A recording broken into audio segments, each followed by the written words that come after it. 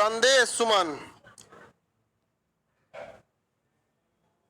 चलो बाबू आगे मौद्रिक नीति वगैरह बताया। खुले बाजार की नीति के तहत क्या बेच दिया जाता है? बॉन्ड पेपर वगैरह बेच दिए जाते हैं यहाँ पे। अब हम लोग देखते हैं मुद्रास्फीति के बारे में पढ़ाई दिए थे, लागत प्रेरित मुद्रास्फीति वगैरह सब बता दिए थे। बताइए तो ईद में सेवई महंगा क्यों हो जाता है? मांग प्रेरित मुद्रा। कोई दिक्कत नहीं ना। अभी बताइए जो फुचका वगैरह का दाम बढ़ गया, खाने पीने का, ये कौन? लागत प्रेरित। गेहूं चावल के मांग लागत प्रेरित। रीजन क्या है? डीएपी 1600-1300 हो गया। इतना महंगा हो गया तो कहां से बेचारा किसान करेगा? समझ में आ गया कि नहीं? वेनेजुएला चौपट हो गया, तरलता बढ़ा दिया। क्या बढ़ा दिया था? मुद्रा स्फीति में ये बताइए, लाभ और हानि बता दिए थे किसको किसको होगा। मुद्रा स्फीति में किसको लाभ होगा बता दिए थे।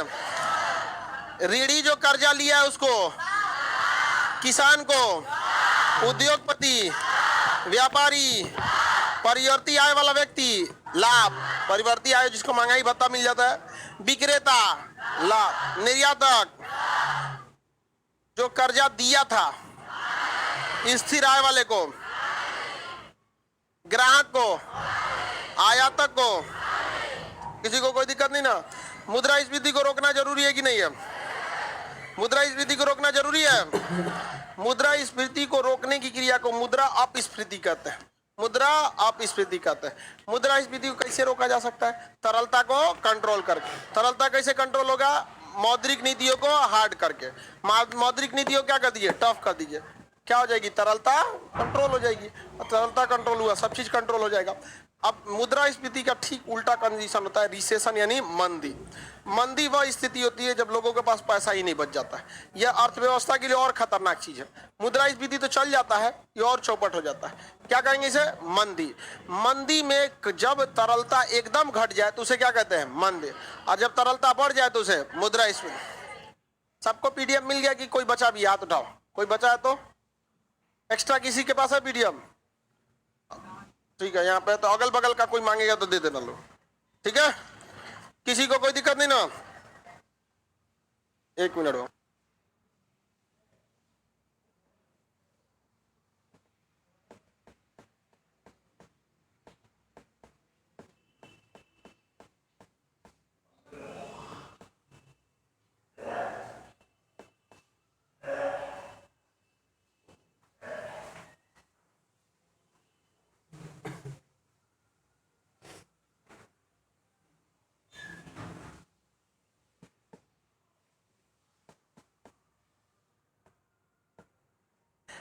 मुद्रास्फीति का उल्टा क्या हो जाता है? मंदी। मुद्रास्फीति का उल्टा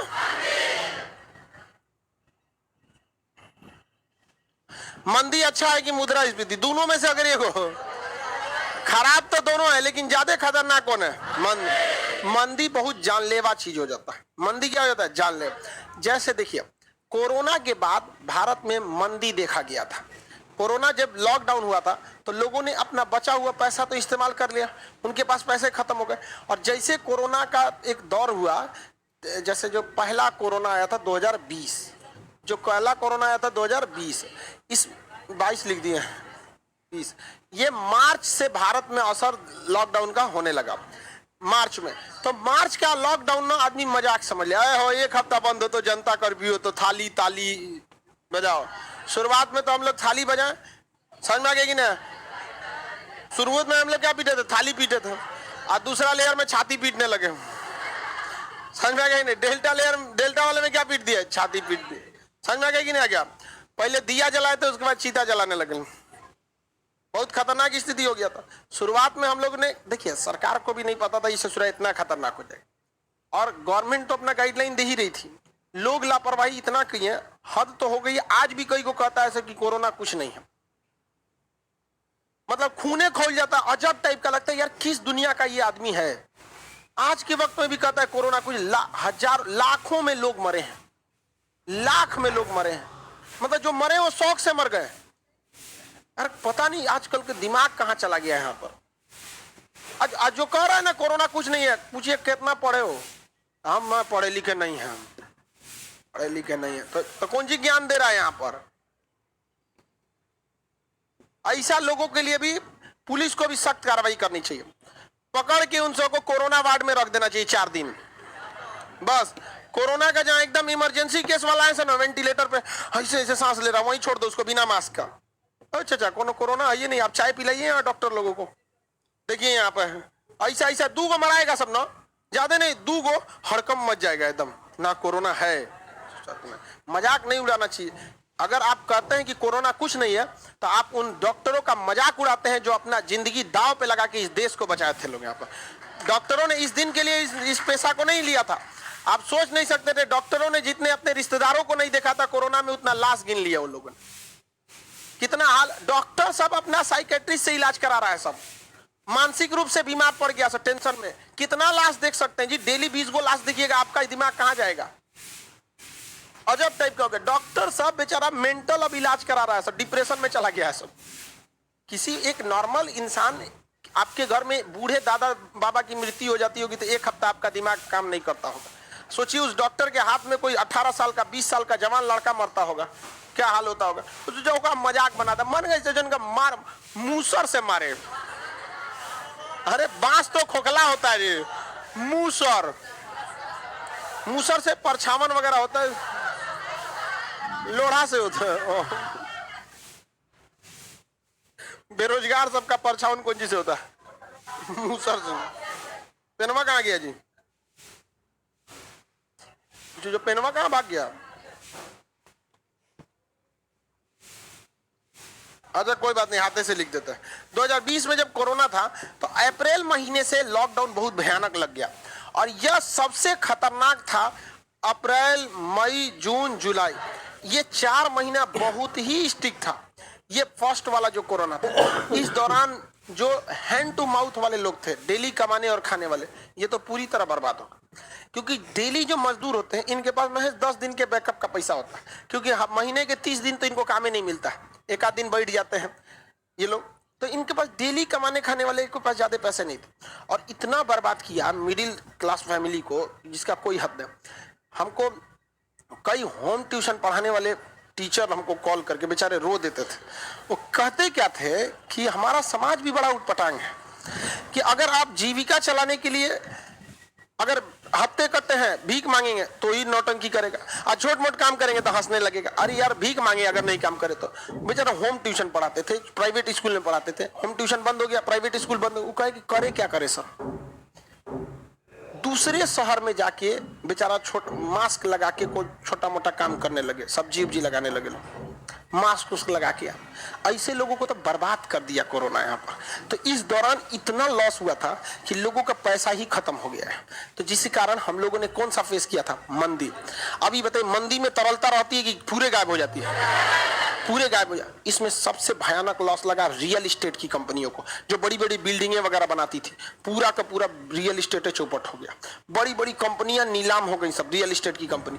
तरलता खत्म हो गया, मजदूर गांव चले गए, उनका लागत बढ़ता गया और उनके टाइम पे प्रोजेक्ट डिलीवर नहीं कर पाए, कंपनी का रेपुटेशन गया और कंपनी काफी लॉस में चली गई। सरकार देखी कि सोचा इनमें कैसे नहीं है, तो इनको कैश नहीं है, तो सरकार ने कह दिया कि आप अपना इनकम टैक्स 1 साल बाद भरिएगा, कोई दिक्कत नहीं है। सरकार ने कह दिया आधार कार्ड पर आप लोन लेके पैसा ले लीजिए। काहे कहाँ गया आरबीआई, रिवर्स रेपो रेट आओ ससुराल में कूद नहीं ना। उस दिन आरबीआई क्या कर दिया, छूट दे दिया कि हाँ पैसा निकालो। आधार कार्ड पे क्या मिल सकता है, लोन मिल सकता है। आपको कोरोना में अपना बिजनेस चालू करने के लिए भी लोन मिल सकता है। सरकारी काहे पैसा बांट रही थी, ले जो फ्लो बढ़ाओ, पूरा बीपीएल हो गया है देश का, समझ में आ गया कि नहीं आ गया। तो कैश पैसा शरीर के लिए जिस तरह से ब्लड है, देश के लिए पैसा है। अगर बढ़ गया तो इन्फ्लेशन, और घट गया तो मंदी में मांग बढ़ जाती है कि घट जाती है, मांग खत्म हो जाती है। मंदी में मांग क्या हो जाती है, खत्म हो जाती है। मंदी बहुत खतरनाक हो जाता है। जैसे अभी कई लड़के पैसा की कमी से वापस लौट जाते हैं पटना से, समझ में गया। तो वो क्या होता था, मंदी, वापस बुला लिया जाता है। मांग किस में खत्म हो जाता है, मंदी। मंदी ज्यादा खतरनाक की मुद्रास्फीति, मंदी ज्यादा खतरनाक होता है, पूरी देश को डुबा देता है मंदी। यहाँ पर मंदी से बाहर आने के लिए तरलता बढ़ाना चाहिए कि घटाना चाहिए, तरलता बढ़ा देना। मौद्रिक नीतियों को टफ करना चाहिए कि नॉर्मल करना चाहिए। क्या आरबीआई को बॉन्ड बेचना चाहिए, नहीं, बॉन्ड नहीं बेचना चाहिए। आप ध्यान से आए होंगे, LIC वाला कम घूम रहा था सब, कोरोना में कम घूम रहा था सब। कोनो नहीं कर रहा था तो फिक्स करा लीजिए, डिपॉजिट करा लीजिए, कर रहा था नहीं। एकदम सख्त आदेश था RBI का, शांति से रहियो, सोचा तो नहीं। पूरा तो इनको पैसा नहीं है देश में, पूरा का पूरा पैसा का क्या करो, फ्लो करा दो। 2 लाख करोड़ रुपए गवर्नमेंट ने लोन में क्या किए थे, दिए थे। काफी गवर्नमेंट ने भी कोशिश किया था इस सब के लिए। इसके लिए पहले से कोई फंड भी नहीं था, और इतना खतरनाक एक साथ बीमारी आएगी किसी को नहीं पता था। और कोई भी देश, केवल भारत नहीं, कोई भी देश इतना बड़ा मेडिकल इंफ्रास्ट्रक्चर नहीं बढ़ा के रखता है। अब बताइए, अगर जितना जरूरत कोरोना के समय था ऑक्सीजन वेंटिलेटर का, मशीनें तो लगा दी गई, अब वो मशीन की जरूरत नहीं पड़ रही है। बताइए, जितना ऑक्सीजन का प्लांट लगाने का तो लगा दिया गया, अब उसकी जरूरत नहीं पड़ रही है। अब वो जंग खा रहा है, अभी को चौथा लहर आ रहा है। अब चौथा लहर नहीं आएगा, बहुत ज्यादा मतलब चीजें, लेकिन हाँ संभल के रहने की जरूरत है। आ जाएगा तो क्या आपका रिश्तेदार थोड़े हैं, समझ में आ गया कि नहीं आ गया? किसी को दिक्कत? ऑक्सीजन बहुत महंगा कर दिया था उस समय, अब वो महंगा, आपको सीधी सी बात है, सप्लाई कम होगा तो ऑटोमेटिक प्राइस बढ़ जाएगा। अब महंगा हो गया था वहां पे, सिलेंडर बहुत महंगा। रेमडेसिविर 40,000 में, 1500 की दवा कितने में बिकी थी? 40,000 में रेमडेसिविर बिका था। तो बताइए, मंदी समझ में आ गया कि नहीं आ गया? मंदी को अंग्रेजी में क्या कहते हैं? रिसेशन। देखिए, दोनों चीज से आदमी निकल सकता है। अगर देश में मंदी आ गई तो भी निकल सकता है, कैसे? तरलता को बढ़ाकर। और देश में मुद्रास्फीति आ गई तो भी आदमी निकल सकता है, कैसे? तरलता को घटाकर। सिंपल है कि नहीं? लेकिन समस्या जानते कब आता है? जब ससुरा मंदी भी हो और मुद्रास्फीति भी हो, क्योंकि देश इतना बड़ा है, देश के एक हिस्सा में मंदी हो जाए, एक हिस्सा में मुद्रास्फीति हो जाए। अब RBI तो पूरे देश के लिए कानून बनाएगा, ऐसा थोड़ा बनाया महाराष्ट्र के लिए अलग, यूपी के लिए अलग। जब देश में दोनों स्थिति एक साथ आ जाती है ना, तो दिक्कत हो जाता है, मंदी और मुद्रास्फीति दोनों। यह हल्का सा देखने को मिला था कोरोना में। कोरोना में बहुत सा बिजनेस ऐसा था तो जो चमक गया था, बहुत जबरदस्त चमक गया, और कुछ ऐसा था जो एकदम पूरी तरह से चौपट हो गया। समझ में आ गया कि नहीं आ गया? आगे बढ़ जाए। बहुत सारे देश की अर्थव्यवस्था, कोरोना में आप भी फेमस हो गए। कोरोना से पहले भी हमारी कोचिंग पटना की सबसे बड़ी कोचिंग थी। आप अपने जो सीनियर भैया होंगे लोग, आपके जो आपकी दीदी होगी, उससे पूछिएगा, कोरोना से पहले भी यहाँ बैठने को जगह नहीं था, कोरोना के बाद भी नहीं था। फर्क बस ये आया कि पहले हम ऑफलाइन पढ़ाते थे, तो जो एक बार समझ में आ जाता था, कोई आदत लग जाता था। समझ में आ गया कि नहीं आ गया? शिक्षा, लोग कहते हैं ना पढ़ना है, हम शिक्षा को नशा बना देना चाहते हैं। जैसे कैसे सिगरेट वाले को, दारू वाले को चिल्लाते रहिए नहीं छोड़ेगा, उसी तरह हम भी चाहते हैं शिक्षा को ही क्या बना दो, दारू की तरह नशा बना दो, सोचा छोड़ भी ना करें यहाँ पर। और इस चीज को आप देखिएगा, आप एक बार पढ़ लेंगे ना, आपको एकदम मन नहीं लगेगा, फिर यहाँ भगवे नहीं करेगा यहाँ पर। समझ में आएगी कि नहीं आ गया? कई लोगों को टेंशन रहता है, उनका लड़का कहीं दूसरे जगह चल जाता है पढ़ने के लिए, हम कहते हैं हमारा कोई टेंशन नहीं होगा, मन ना लगेगा। उसको आप मन नहीं लगेगा आपको वहां पे। तो ये कोरोना में ऐसा नहीं है, कोरोना में लोगों ने जान के, हमारी मजबूरी थी, समझ में आ गया कि नहीं? मजबूरी थी कि हम कैसे पढ़ा सकते थे, ऑनलाइन ही क्या कर सकते थे, पढ़ा सकते थे। और उसके बाद से हम गया तो आदमी धीरे धीरे लोगों को समझ में आने लग गया। आगे बढ़ जाए, किसी को कोई दिक्कत नहीं? बताइए, अगर पूरे एक साथ मंदी आई तो कंट्रोल कर लेंगे कि नहीं? सिंपल है, किसी से लोन का EMI मंगबे मत करो। अब कोई लोन लिया है, स्कूटी के लिए, बाइक के लिए, घर के लिए, मकान के लिए, फैक्ट्री के लिए, 4 व्हीलर के लिए, पढ़ने के लिए, किसी ना किसी चीज के लिए क्या लिया है, लोन लिया, उसका EMI मत मांगो, उसके क्या बच जाएगा, जेब में बच जाएगा, तरलता बढ़ गया। लोन उल्टे बांट दो, तरलता बढ़ गया। और अपना ये जो मौद्रिक नीति है उसको क्या कर दो, कम कर दो। टैक्स रिकवरी का 2 साल एक्स्ट्रा टाइम दे दो, मंदी से चुपचाप क्या हो जाएगा, निकल जाएंगे लोग, आराम से हो जाएगा। और अगर मुद्रास्फीति है तो आप देखिए, तरलता के कारण मुद्रास्फीति है कि लागत प्रेरित है कि मांग प्रेरित है? और अगर इसमें लागत प्रेरित है तो कुछ ना कर पाएगा आदमी। लागत प्रेरित मुद्रास्फीति बहुत डेंजरस हो जाता है, उसके लिए फिर बहुत तगड़ा दिमाग होना चाहिए आपके पास। समझ में आ गया कि नहीं? भारत में कभी भी महंगाई नहीं आ सकती थी, कंट्रोल ही छोड़ दिया गया भाग भरोसे। भारत में सबसे बड़ी खराबी क्या है, जितने IAS अधिकारी हैं इन सबको पता है कि हमारे ऊपर वाला नेता किसी काम का नहीं है, और उसको पता है कि हम काम करेंगे तो नाम इसका होगा, नहीं करेंगे तो गाड़ी यही सुनेगा। समझ में आ गया कि नहीं? तो देखिएगा, अफसरशाही में ना सब एक दूसरे के रिलेटिव होते हैं सब। कोई SP है तो DM उसका रिश्तेदार है, क्योंकि भाई हर इंसान का एक कैटेगरी में क्या होता है, रिलेशन बनता बिगड़ता रहता है। ये चीज हम देखें, पता चला उधर सचिव है तो उसका दामाद कहीं का एसपी है। अब पता चला नेतवा को गरिया दिया वो एसपी को, एसपी तो सुन लिया, ससुर जी को बोल दिया सचिव में, सचिव कमवे नहीं करेगा, जो ससुरात में गाड़ी तुम ही सुनेगा। बड़ा सब इसका झोल मोल रहता है, यहाँ पर चेन बना हुआ है यहाँ पर। तो उसको पता है कि हमारे ऊपर वाला सब जो है ना उतना अच्छा काम लायक नहीं, इसलिए उतना अच्छा काम नहीं करता। समझ में आ गया नहीं आ गया? आगे बढ़ जाए। ये देखो एक और गधा कहीं का, मेरा पूरा परिवार वैक्सीन नहीं ले रहा है, तुम्हारे पूरे परिवार को भेज दिया जाए कोरोना वार्ड में। एक साथ आप मंदी कंट्रोल कर लेंगे कि नहीं कर लेंगे? बताओ बाबू, मंदी में पैसा मतलब बढ़ाएगा कि घटा देगा? तुम बताओ।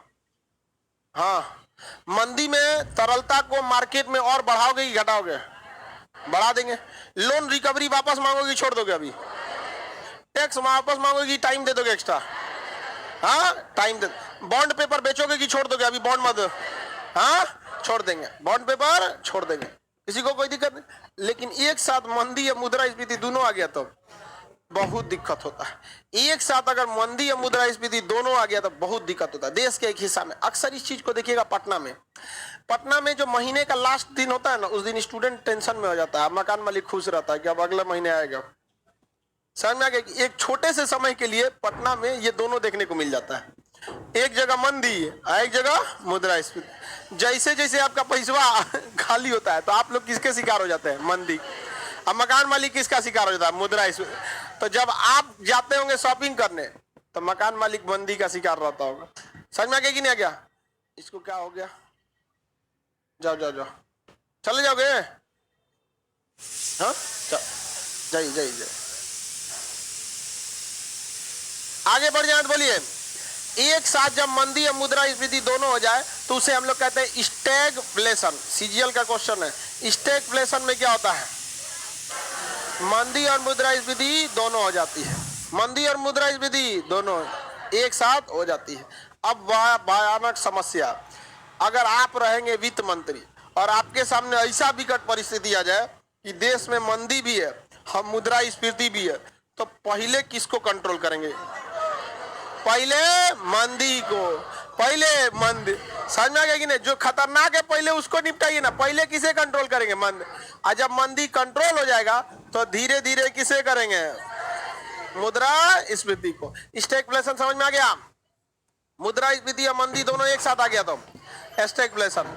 और तरलता एकदम खत्म हो गई, मंदी, तरलता बढ़ गई। बताइए, मुद्रा यानी पैसा की वैल्यू गिर जाती है, किसमें? मुद्रास्फीति, इन्फ्लेशन में पैसा का कोई वैल्यू नहीं रहता।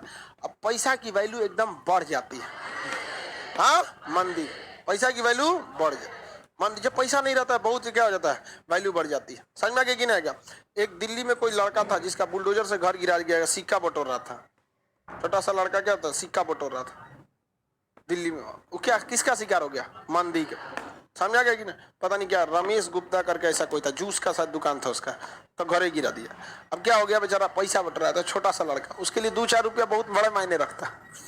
डिपेंड करता है कि आपकी अर्थव्यवस्था का हालत कैसा है। अब सोच सकते हैं जो 2-4 रुपया बटोर रहा था उसका बहुत ये सब चीजें क्या बोला जाए, अजीब टाइप का लगता है। समझ में आ गया कि नहीं? मंदी वगैरह समझ में आ रहा है? स्टैगफ्लेशन समझ में आ गया? आप समझते हैं नोट छापना, क्या समझते हैं? नोट छापना। किसी को दिक्कत है तो बताया जाए, बोलिए।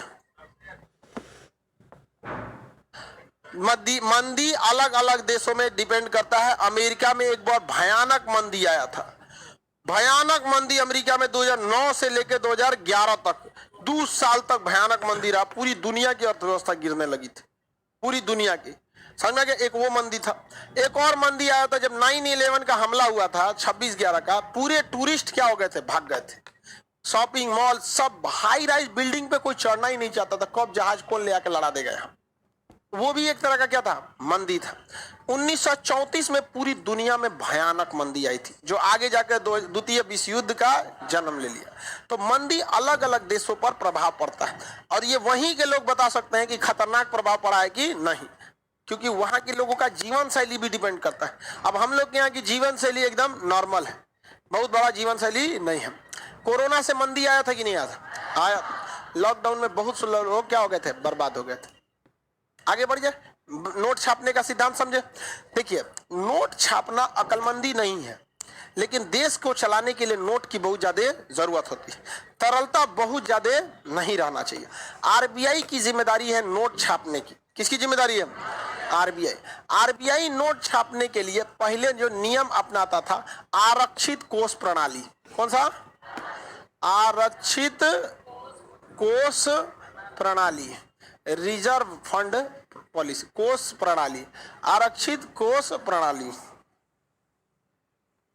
आरक्षित कोष प्रणाली, प्रणाली, समझा गया? इसके तहत आरबीआई जो था, नोट जब छापता था तो एनी टाइम आरबीआई के पास 400 करोड़ रुपए क्या रहते थे, रखे रहते थे। आरबीआई के पास एनी टाइम कितना रहना चाहिए? 400 करोड़ रुपए। कितने? 400 करोड़। अभी जो आरबीआई अपनाती है वो न्यूनतम कोष प्रणाली को अपनाती है। किसे? न्यूनतम कोष प्रणाली। न्यूनतम कोष प्रणाली किसे अपनाती है? न्यूनतम। कितना पैसा रखती है? 200 करोड़। पहले कितना रखती थी? अभी कितना रखती है? 200 करोड़। आरबीआई का कहना है इतना पैसा रख के क्या होगा, जब डिजिटलाइजेशन है इतना ज्यादा हो गया है तो कैश रख के कोई खास फायदा नहीं है। तो बताइए, आरक्षित कोष प्रणाली में आरबीआई कितना रखती थी पहले? अभी कौन सा? अभी 200 करोड़। पहले ये क्वेश्चन पूछेगा, वर्तमान में नोट किस विधि पर छापे जाते हैं? न्यूनतम कोष प्रणाली। यानी कुछ पैसा आरबीआई के पास हमेशा रहना ही चाहिए, क्योंकि आरबीआई ने जितना नोट छापा है वो कोई जरूरी नहीं कि बैंकों के कंट्रोल में ही रहे। हो सके कि लोग नोटवा सब जेबे में रखते जाए। इमरजेंसी के तौर पे सोचिए, सब पैसा कहाँ रखते जाए? जेबे में रखते जाए। बैंक में कोई जेबे नहीं करे, अपने गोदाम में रखने लगे। कानपुर में दुगने यहाँ मारा था, 400 करोड़ रुपए निकला था। हाँ, 100 करोड़ के आसपास, बड़ी ज्यादा पैसा निकला था। 1-2 महीना पहले की बात है। आगे बढ़ जाए तो ध्यान से देखिए, तो आरबीआई हमेशा अपने पास कितना रखती है? पहले कितना रखती थी? अभी क्या ऐसा होगा कि पूरा देश का पैसा बैंक से खत्म हो जाए, लोग अपने घर में रख ले? नहीं हो सकता है, लेकिन इमरजेंसी के लिए रखा जाता है। कुछ ना कुछ तो आपके रहना चाहिए कि नहीं। इस 200 करोड़ को 2 भाग में बांटता है। 125 करोड़ का भारतीय रुपया और बच गया कितना करोड़? 85 की 75 करोड़ का विदेशी मुद्रा। भारतीय रुपया कितना? 125। अब विदेशी रुपया कितना करोड़? 75 करोड़ का क्या होना चाहिए? डॉलर वगैरह होना चाहिए। कि अचानक कहीं डॉलर, भारत से डॉलर खत्म हो गया तो कम से कम कुछ ना कुछ तो क्या होना चाहिए? डॉलर रहना चाहिए। और भारतीय रुपया 125 और विदेशी मुद्रा 75। क्या इसकी जरूरत कभी पड़ेगी? जिस दिन इसकी जरूरत पड़ गई भारत बर्बाद हो गया। समझ में आ रहा है ना? जिस दिन आरबीआई को अपना पैसा निकालना पड़ गया उस दिन क्या स्थिति होगी देश की, आप खुद सोच सकते हैं। तो नोट छापने की वर्तमान में कौन सी विधि? आरबीआई ज्यादा नोट क्यों नहीं छापता है?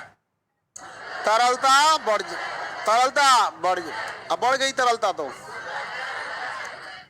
मुद्रास्फीति, कभी कभी आरबीआई नोट छाप देता है एक्स्ट्रा। समझ में आ गया?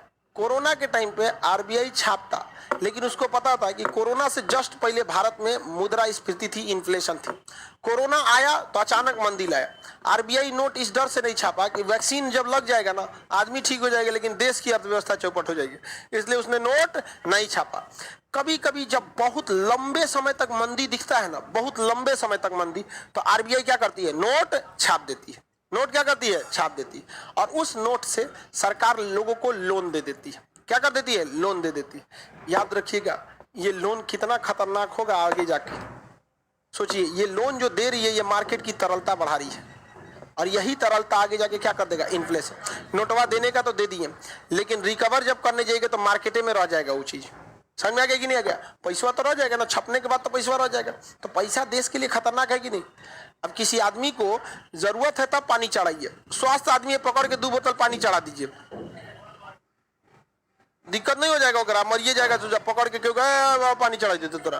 तो ऐसे नोट नहीं ना छापा जाता है, मंदी के दौरान नोट छापा जाता है। इसे कहा जाता है हेलीकॉप्टर मनी। क्या कहा जाता है? Helicopter money. जब सरकार मंदी या किसी विकट परिस्थिति में नोट छाप देती है तो उसे क्या कहते हैं?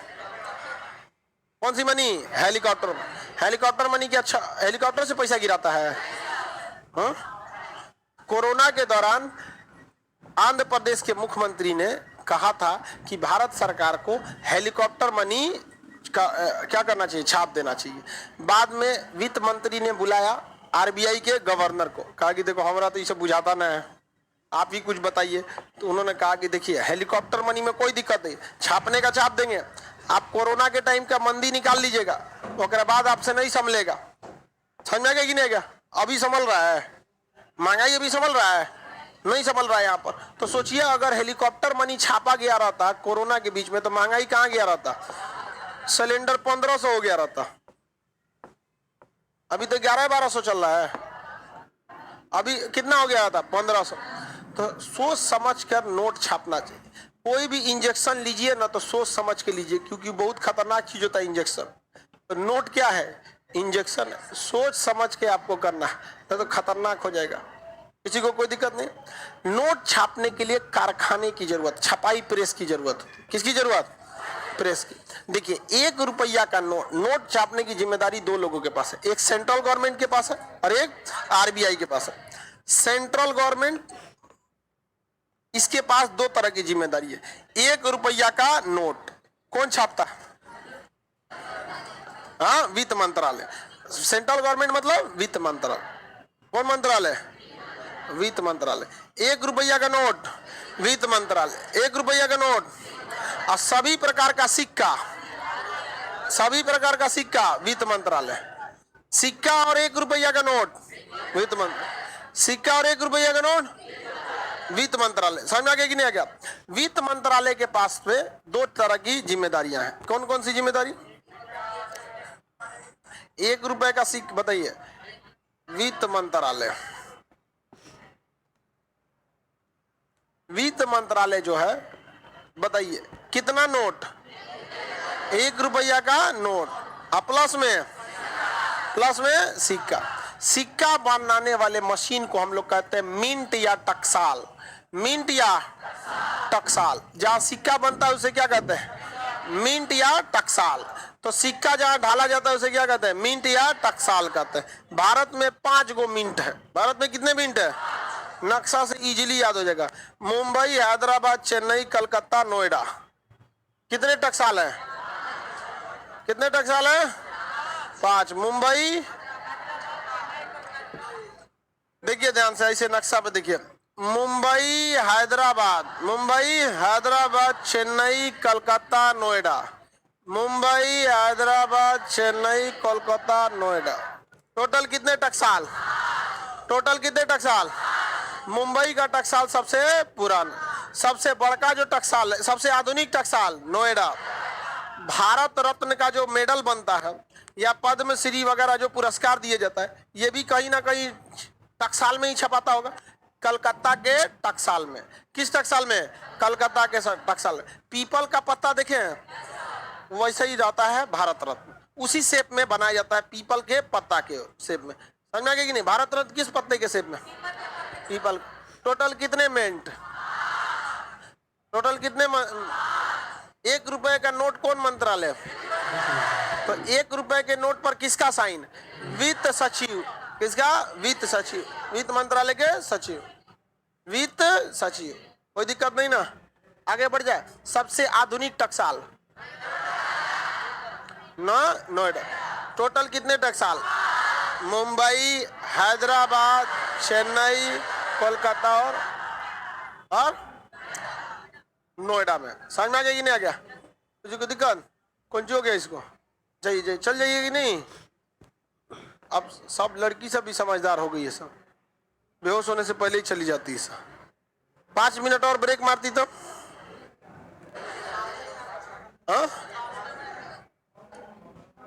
नीचे ऑफिसवा में जाके बैठ जाए ना। आगे देखते हैं। टकसाल समझ में आ गया? अब नोट छापने वाले को देखिए, मिंट किसे कहते हैं? जहां सिक्का छपता है उसे क्या कहते हैं? मिंट। हिंदी में टकसाल। टोटल टकसाल किसके अंडर में है? 5 है, वित्त मंत्रालय के अधीन। किसके अंदर में? इसी में टकसाल में नोटों छप जाएगा। नोट छापने के लिए प्रेस, नोट छापने के लिए प्रेस, समझ में आ गया? नोट छापने के लिए प्रेस। एक है बैंक नोट प्रेस। कौन सा press? Bank note press, bank note press. एक है currency note press, currency note press, currency note press, currency note press. Bank note press जो है वो कहां पर है? ये नासिक में है। कौन सा? करेंसी नोट प्रेस नासिक में है। अब बैंक नोट प्रेस कहां पर है? देवास में। कहां पर है? देवास। देवास कहां है? मध्य प्रदेश। देवास कहां है? मध्य प्रदेश। बताइए, currency note press, currency note press Nashik, currency note press Nashik में। Bank note press Dewas, bank note press, currency note press, currency note press Nashik में। ये दोनों के दोनों ये प्रेस काफी पुराने हैं। कई तरह के नोट छापे जाते हैं। ये नहीं पूछेगा 5 रुपया का नोट कहाँ छपता था, ये कहाँ छपता था। और इसके बाद एक है आपका हैदराबाद में। कहाँ है? हैदराबाद। हैदराबाद में टकसाल और नोट दोनों हैं, हैदराबाद। और एक है आपका कलकत्ता। कलकत्ता में भी क्या है? दोनों है। कलकत्ता में दोनों है। समझ में गया? कलकत्ता के शाहबादी में। ये जो प्रेस है, ये देखिए, ये दोनों प्रेस, बैंक नोट प्रेस और करेंसी नोट प्रेस, ये केंद्र सरकार के अंडर में है। किसके अंडर में है? केंद्र सरकार के। और ये हैदराबाद और कलकत्ता वाला किसके अंडर में है? आरबीआई। किसके अंडर में? आरबीआई। अब आप कहिएगा कि सर सेंट्रल गवर्नमेंट बस 1 रुपया का नोट छापता है, और 1 रुपया का नोट भी जो छाप रहा है सेंट्रल गवर्नमेंट, एक सेकंड,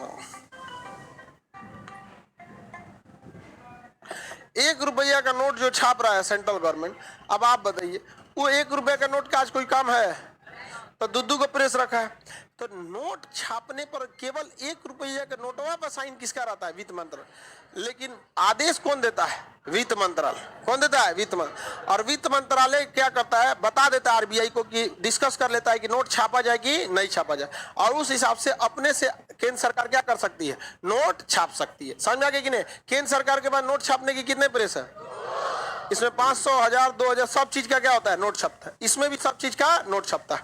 तो नोट छापने वाला तो एक अलग चीज हो गया यहाँ पर, लेकिन डिस्कस कौन करता है? दोनों, वित्त मंत्रालय और आरबीआई दोनों करता है। छापने की भी जिम्मेदारी दोनों। लेकिन 1 रुपया के नोट पर साइन किसका? बाकी पर किसका साइन?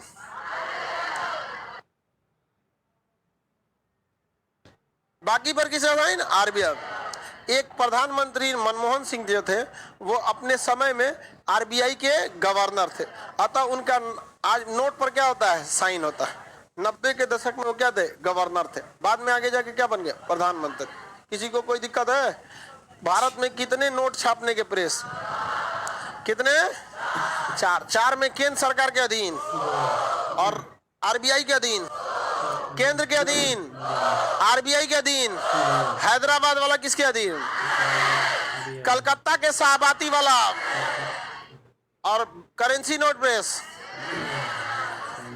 करेंसी नोट प्रेस कहाँ है? कहाँ है? Bank note, bank note, currency note दोनों किसके अंडर में है? अभी आरक्षित कोष प्रणाली की न्यूनतम कोष प्रणाली, कितने पैसे रखने होते हैं? नोट छापना समझदारी होता है। हेलीकॉप्टर मनी लीगल है कि नहीं है? लीगल है। लेकिन वो कब छापा जाता है? इमरजेंसी में। कब छापा जाता है? इमरजेंसी में छापा जाता है। समझ में आ गया? जैसे युद्ध हो गया, युद्ध हो गया तो क्या करिए? नोट छाप दीजिए वहां पर, और नोट छाप के उनसे सैलरी दे दीजिए, और सैनिकों को क्या कीजिए? सैलरी बढ़ा दीजिए। नए सैनिकों की क्या कर दीजिए? भर्ती कर दीजिए। अलग अलग टाइप का होता है ना। मेन सैनिक को कहाँ भेज दीजिए? लड़ने के लिए। अब आने वाले समय में देखिएगा नहीं, यूक्रेन भी क्या छापेगा? Helicopter money. खाए के लिए रूस ने पूरी तरह से क्या कर दिया है? चौपट कर दिया है। लेकिन हेलीकॉप्टर मनी अगर ज्यादा छाप दिया तो रूस से ज्यादा अपने चौपट हो जाएगा। रूस के हमले से उतना ना चौपट होगा जितना किससे चौपट हो जाएगा? अपने पैसा से हो जाएगा। श्रीलंका, श्रीलंका यूज करेगा और मर जाएगा। आज के जमाने में अगर श्रीलंका नोट छाप दिया तो समझिए आत्महत्या कर लिया। उस गधा को पहले से रेपो रेट वगैरह कंट्रोल करके रखना चाहिए। अब घोंचू तो हम क्या करें? यहाँ पे इतना सस्ता बैच है तब वो नहीं खरीदा। आगे बढ़ जाए। कितने मिंट कितने हैं? मिंट किसके अंडर में? हाँ, केंद्र सरकार यानी वित्त मंत्रालय। कितने मिनट है? कहाँ कहाँ? मुंबई, हैदराबाद, चेन्नई, कोलकाता, नोएडा। भारत रत्न कहाँ बनता है? मेडल वगैरह हाँ, कलकत्ता के मिंट में जो भी मेडल वगैरह दिया जाता है, सेना वगैरह का मेडल, वो सब कहाँ बनता है? कलकत्ता के मिंट में। हैदराबाद और कलकत्ता में प्रिंटिंग प्रेस और मिंट दोनों है। केंद्र टोटल भारत में कितने प्रिंटिंग प्रेस? कितने प्रेस? केंद्र सरकार के अंडर में, आरबीआई के अंडर में। बैंक नोट प्रेस कहाँ है? कहाँ पे है? देवास। और currency note press, currency note press कुछ कोई दिक्कत नहीं ना। आगे बढ़े हम। अब इसको जाली नोट का कारखाना, नकली नोट चुरा के छापता है गधा कहीं का। साइन करना कौन बड़ बात है? कौन हाथ से साइन करता है क्या आरबीआई? जब गधा है। तुमको क्या लगता है जितना पीडीएफ मिला है सबको आदमी लिखा है? प्रिंटर में डाला है, प्रिंट हो गया, उसी तरह कंप्यूटर से एक बार स्कैन करके प्रिंट मार देता है उसमें। देखिए, नोट छपने में, ब्लैक नोट छपने का सबसे बड़ा कारण होता है कागज। क्योंकि नोट असली है या नकली है ये रंग से नहीं पता चलता, छूने से ही पता चल जाता। तो दिक्कत क्या था? पहले भारत में नकली नोट ज्यादा आते थे क्योंकि हम लोग अपने नोट का कागज जर्मनी से खरीदते थे, और पाकिस्तान भी अपने यहाँ नोट का कागज जर्मनी से खरीदता था। तो भाई कागजवा तो जर्मनी से खरीद लिए, तो जिससे पकड़ाता था वही चीज क्या हो गया है? एक हो गया है। अब कलर से थोड़ी ना कोई इतना ध्यान देता है, इसे नोट वो अपने हल्का लगने लगता है। तो अभी भारत ने क्या कर लिया?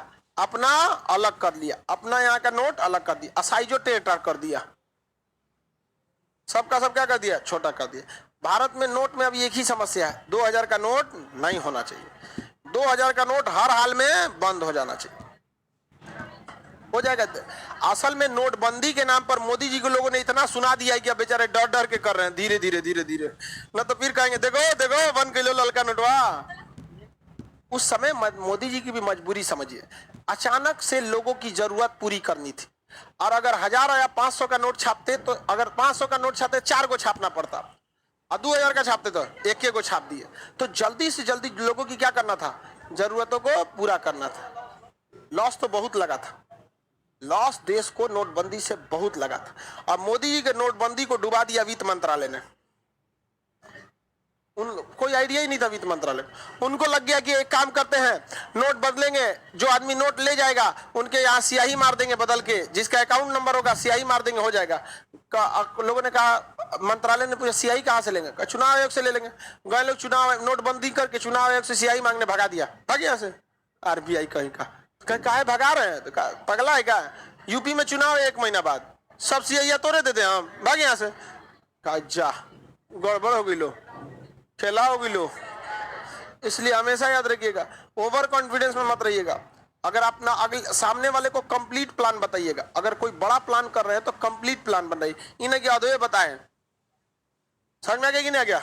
अधूरे बताए तो हो जाएगा काम। एक आदमी हमको कह रहे थे, मतलब टीचर थे, बड़ा रिक्वेस्ट कर रहे हैं, सर थोड़ा आइए मिलते हैं हम लोग घर द्वार में। हम कहे कि चलो भाई, एक टीचर कर्टसी पे मिलते रहता है, कैसा दोपहर में आइए यहाँ पर, आधा ये बता रहे हैं। हम कहे ठीक है आते हैं, रिक्वेस्ट करके गए वहाँ पर। हम यहाँ पे गए, खाना पीना खाए, हम कहें कि खाना पीना खा लेते हैं उसके बाद जाएंगे यहाँ पर। खाना पीना खा के वहाँ गए तो कह रहे हैं कि बहुत बढ़िया हम यहाँ से खाना वाना बनवाए हैं। हम कहें तो लोल दास, आधा बतिया बताएंगे कि मिलना है, बोलिए ना खाना वाना बना रहे, हम खा के चला है। अब बताइए, खा के चला, आधे घंटा पहले खाए, वहां कितना खा सकता है आदमी? अब नहीं खाएगा तो आदमी तो घुसिया जाएंगे। हम कहे आप प्लान चौपट किए, सेम आरबीआई और वित्त आयोग के चुनाव, आप एक बार बता देते कि आना है, चलिए आ जाते, खाना। समझ में आ गया कि नहीं आएगा? अब हमको बहुत खराब लग रहा था, कितना खा लेगा? हम तो अपने खाना बैठते हैं तो एकदम दाब के खा जाते हैं। हाँ, एकदम खा होके एकदम देखते ही शीशा खोल के, दिख रहा है कि नहीं? हाँ, यहां तक आ जाता है एकदम। समझ में आ गया कि नहीं? अब बताइए वहां नहीं खा पाए तो गुस्सिया गए कि नहीं खाए, इसका मतलब अच्छा नहीं लगा। हम कहे अच्छा नहीं लगा, आप बेवकूफी किए, आपको बोलना चाहिए ना खाना पीना नहीं खा के आइए, तो हम 2 दिन पहले ही छोड़ देते हैं।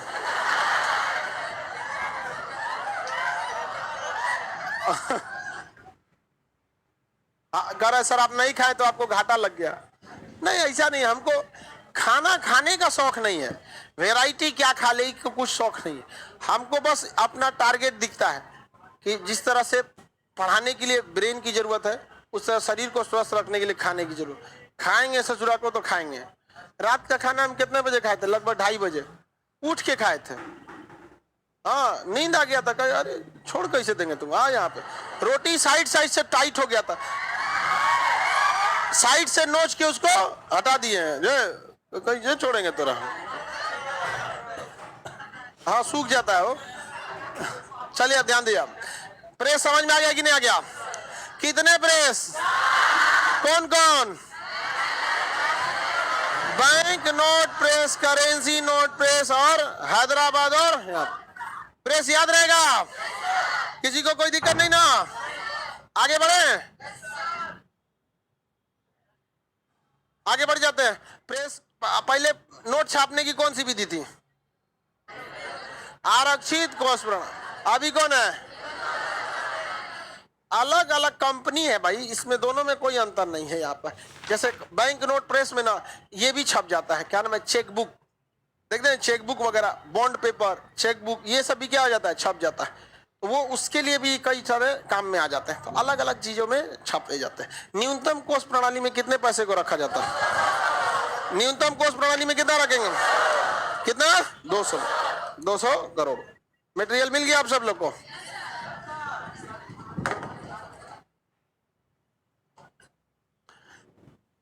देवास में कौन सा प्रेस है? हाँ, बैंक नोट 20, 50, 100, 500 के नोट छपते हैं। नासिक में कौन सा है? करेंसी 10, 50, 100, 500 और 2000 के नोट छपते हैं। हैदराबाद और शाहबादी का प्रेस आधुनिक है, किसके अंडर में है? किसके अंडर में है? आरबीआई के अंडर में। समझ में आ गया? टकसाल कितने कितने? आरबीआई वर्तमान में किस विधि पर नोट छापती है? 1 रुपए के नोट पर कितने लोगों, किसका हस्ताक्षर होता है? कलकत्ता टकसाल में क्या क्या चीज बनता है? मुद्रास्फीति समझ में आ गया कि नहीं आ गया? आरबीआई वगैरह समझ में आ गया? साख नियंत्रण ये सब समझ में आ गया कि नहीं आ गया? अब आगे आरबीआई का स्ट्रक्चर पढ़ना है कि आरबीआई में कौन कौन होता है जो इसे कंट्रोल करता है। अब इसके आगे का क्लास आपका होगा 5 मई को। कितने मई को होगा? 5 मई को होगा। इसके पर ईद के लिए आप लोग को छुट्टी हो जाती है, सब लोगों को ईद